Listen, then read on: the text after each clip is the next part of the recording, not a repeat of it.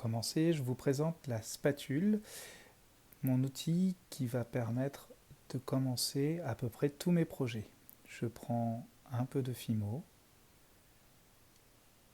je crée un premier volume sur mon pouce que je viendrai déposer à l'endroit voulu et plus ou moins mettre en forme dans un premier temps, sachant que je vais utiliser d'autres outils pour mieux définir et le volume et la forme et la finition, voire les textures à venir.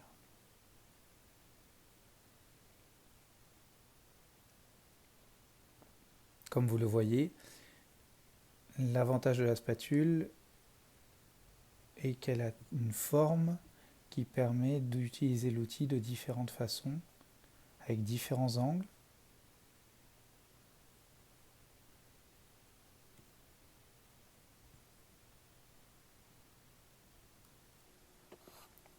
À présent, je vais commencer à construire mon volume de ceinture, enfin de bout de ceinture qui vient se mettre dans la boucle. Alors j'ai accéléré certains passages des vidéos, ce sera le cas sur toute la vidéo, parce que l'important, une fois qu'on a compris le geste, c'est de montrer comment ça avance, sachant que beaucoup des gestes sont finalement répétitifs.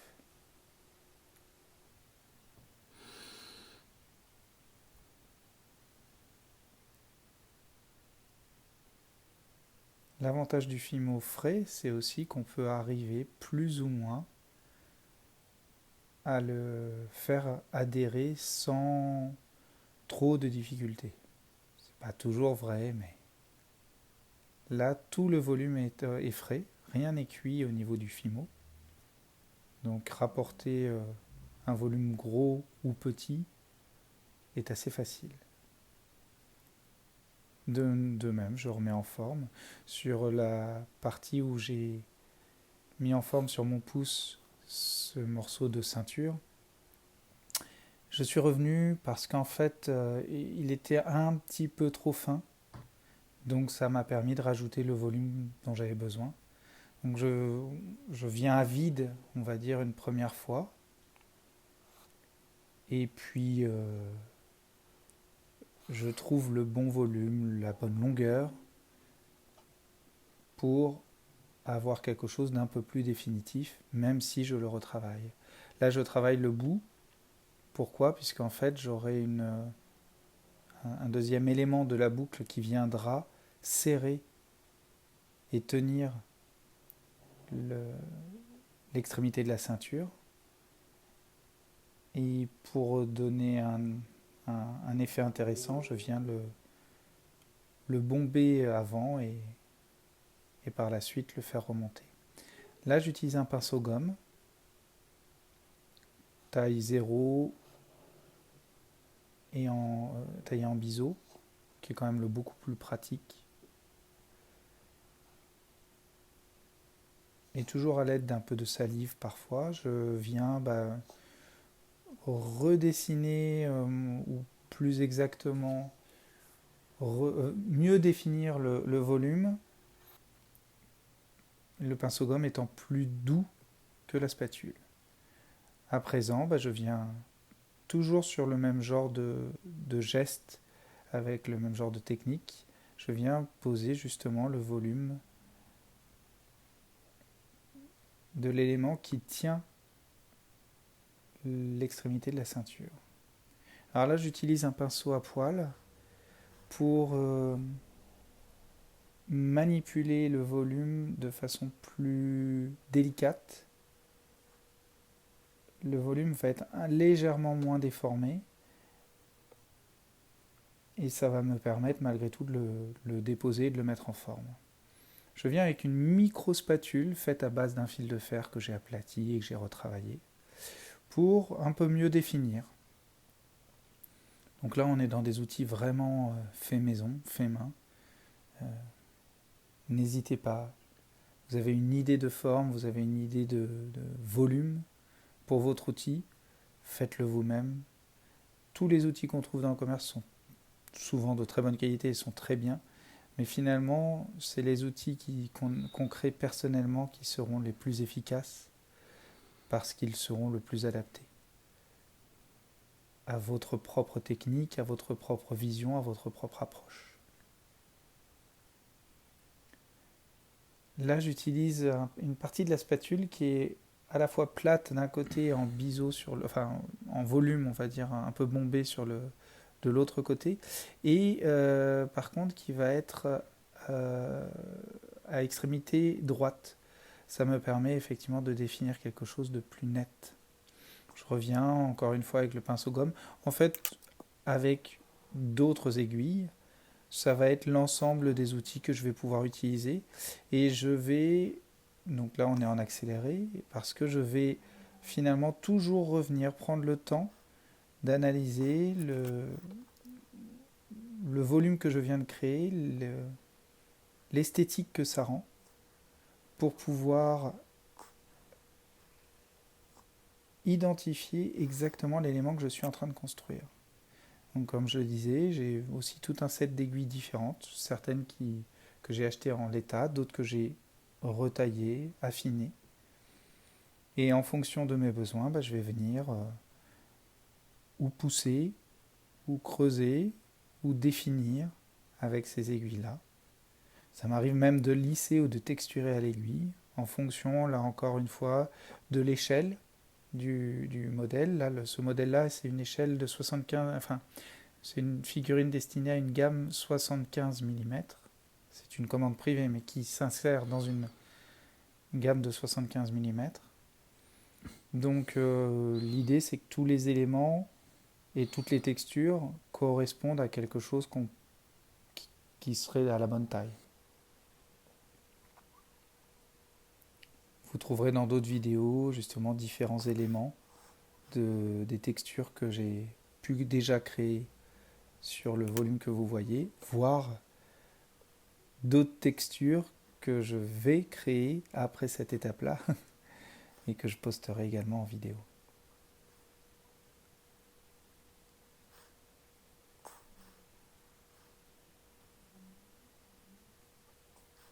Alors c'est la toute première fois que je commente une de mes vidéos, c'est assez difficile comme exercice.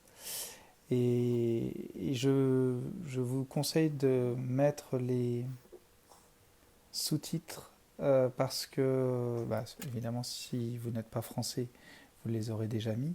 Mais je rajouterai certainement de petites indications sur le pourquoi, le comment euh, dans les sous-titres.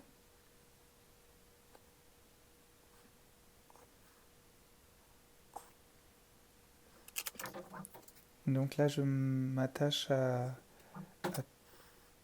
toute la zone de ce petit élément qui vient en fait pincer le bout de la ceinture, le bout en cuir de la ceinture, qui n'est pas la boucle à proprement parler, mais qui en fait va créer un volume très intéressant, parce qu'il faut toujours garder en tête quand on fait ce genre d'élément que la figurine est destinée à être peinte.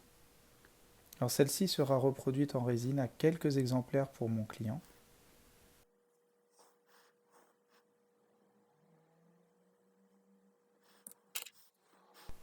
Je garde donc cela en tête lorsque je travaille mes volumes, je les mets en forme, comme là avec mon pinceau.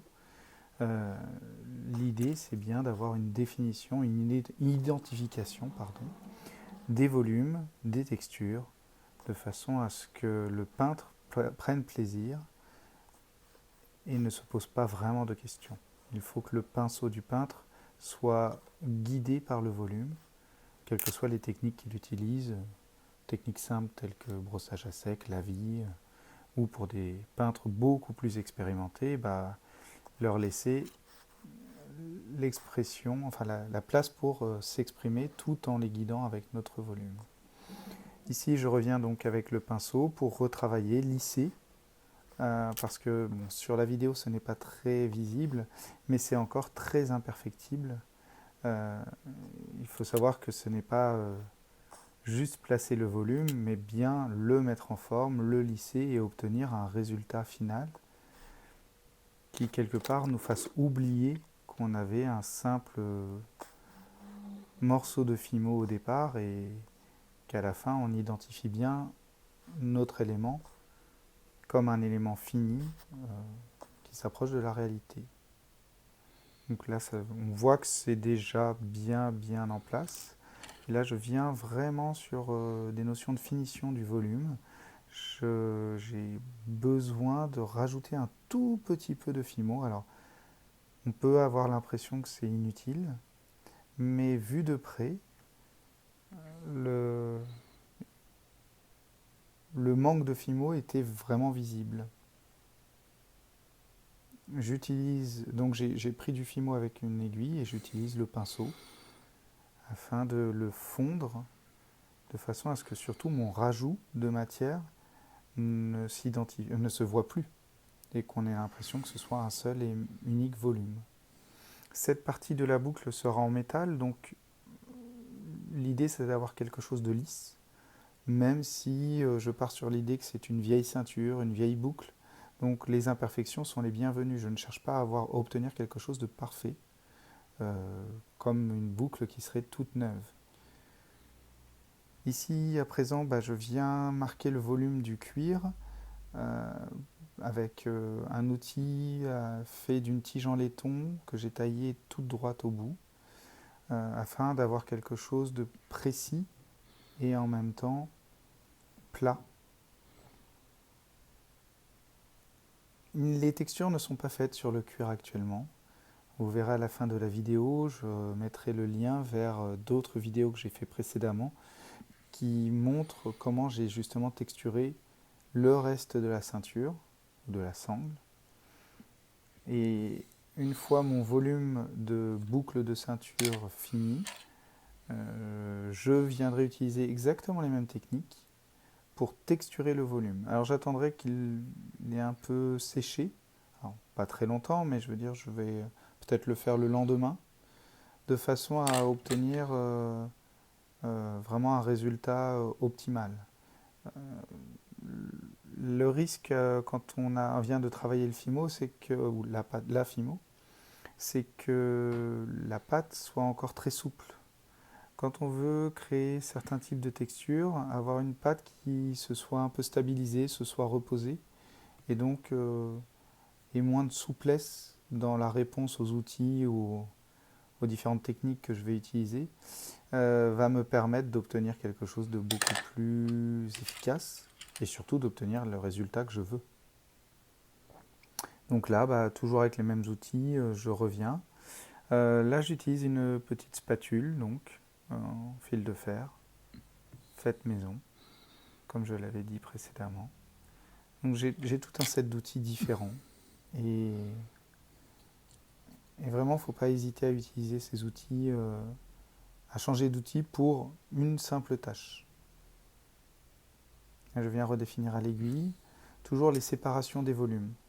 C'est vraiment l'idée du lining en peinture, avec un ombrage qui sépare les volumes. Là, je le fais à l'aiguille, mais je le fais de façon subtile. C'est-à-dire, le but, c'est pas vraiment de créer une séparation, une séparation à l'intérieur du volume, mais plutôt de créer une ombre. Voilà le résultat. Encore une fois, c'est le résultat du volume que je vais venir texturer pour obtenir ce résultat final de la boucle.